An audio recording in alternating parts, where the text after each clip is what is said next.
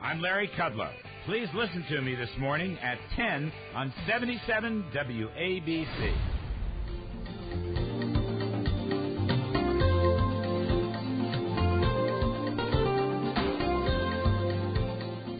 Welcome, everybody. It's the Radiosurgery Show with Dr. Gil Lederman, M.D., New York's only Harvard-trained, triple board-certified radiation oncologist who brings you the latest cancer treatment news, interviewing world-renowned cancer experts, delving into special cases, and, of course, answering your questions.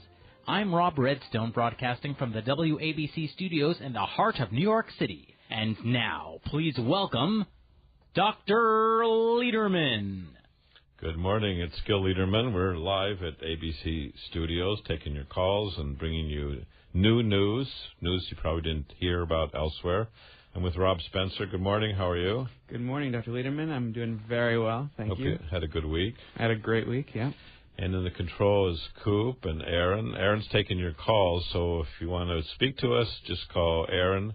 And the number, if I put on my glasses, is 800-848-9222. Again, that's 800-848-9222, which is also 800-848-WABC. That's very clever of ABC. So she'll also send you a package of information if you just want to leave your name and address. We have a free package and a DVD about our work. So it was an interesting week. We spoke a lot about vitamins last week, and there were a lot of calls during the week about vitamins and people shocked that mega vitamins and antioxidants can't cure them of cancer or can't prevent cancer. What do you think about that? Did you think about it after we left last week? I did. I thought, you know what, that's the last time I'm going to use Airborne. What is Airborne? It's the stuff that they advertise that will prevent a cold. If you feel the onset of a cold, you can take it. It's like a vitamin. It's like a package of vitamins, and you won't get the cold. Now, you're a medical student, right? I am. Did you go look at the data, randomized studies of Airborne? I was hoping it was there, but I didn't look for it. Yeah, well, maybe you should look for it, and we'll talk back next week about it. That's right. Sometimes when you're driving down the highway at 55 miles an hour, obeying the speed limit, half the people are honking at you that you're going too slow, and half are honking that you're going too fast. Yeah. So that's how I felt last week. Someone called after the show and said, why don't you ever talk about breast cancer? And actually, we opened the show last week about breast cancer. We talked and urged women who have a lump in their breast to see their doctor. In the last few weeks, we've seen quite a few women who have had lumps in the breast grow to large proportions. And hopefully because of the show, they came and sought medical attention because breast cancer in the breast has a good chance of being cured.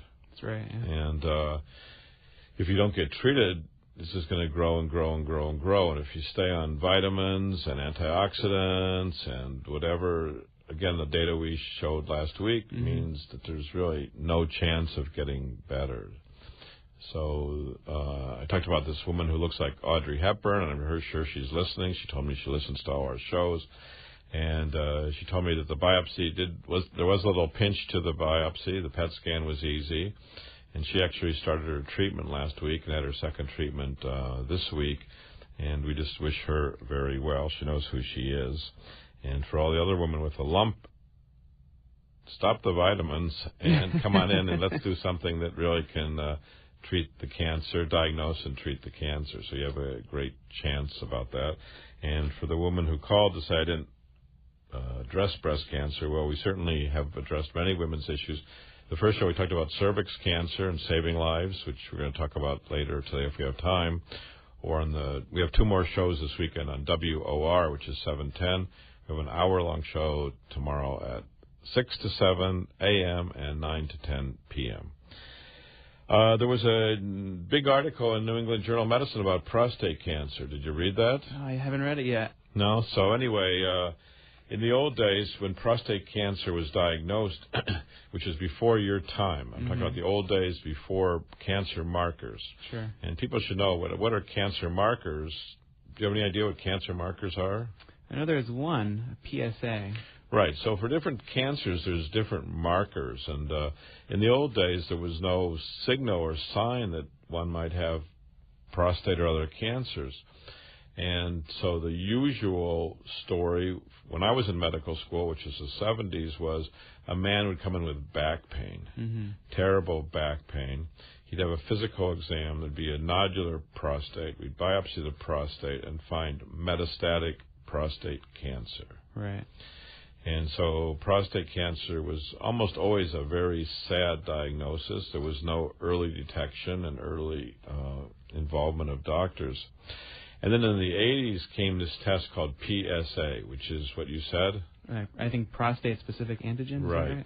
And all of a sudden, men were getting screening like women getting mammograms, like women getting pap smears, early detection technology.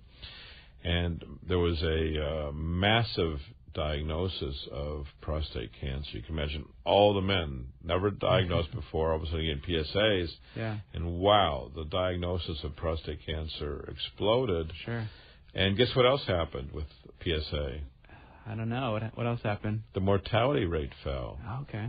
Right. So people felt guilty about diagnosing so many men with prostate cancer, but prostate cancer affects about 200,000 men a year in America, and all of a sudden the rates of death were going down, and they're still down. Right. I mean, they're down so much that people say we should cut back on treatment.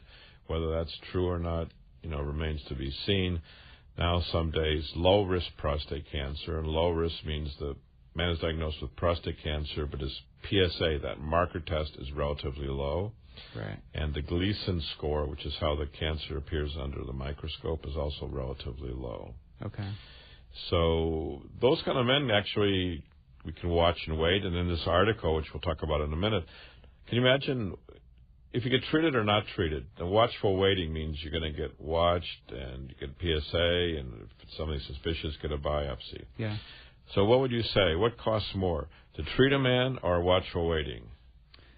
I mean, because we're an economy-driven society now, right? All the insurance companies are down our back. What's the best way to treat someone? And some people pay their own way, and we're respectful of people's money.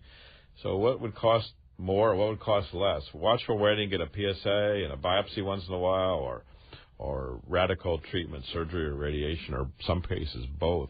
The treatment. Actually, there's a reference here that says watchful waiting is exactly the same cost. Oh, wow. Okay. So then, wow, if watchful waiting is the same cost, you kind of take away that idea that you're saving money by watchful waiting. And I think it's very hard for most men to be diagnosed with prostate cancer and then not be treated. Yeah. You can imagine you have a cancer in this society and not be treated. And we've had a long-standing program of prostate brachytherapy, which is a program where we actually put radiation seeds into the prostate. Okay.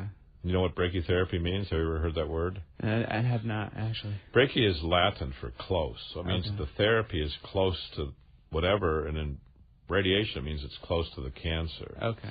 So brachytherapy means you're putting radiation seeds next to the cancer. Okay.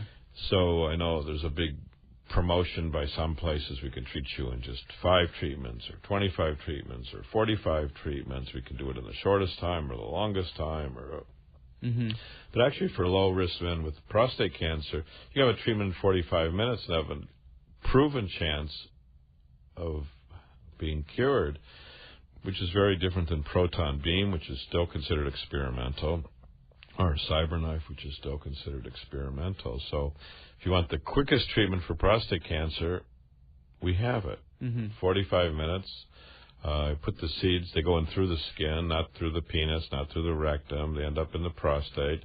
It's a proven technology. It's been in existence since 1986. I've done personally thousands of cases, and great results. Men like it because it's easy, it's quick.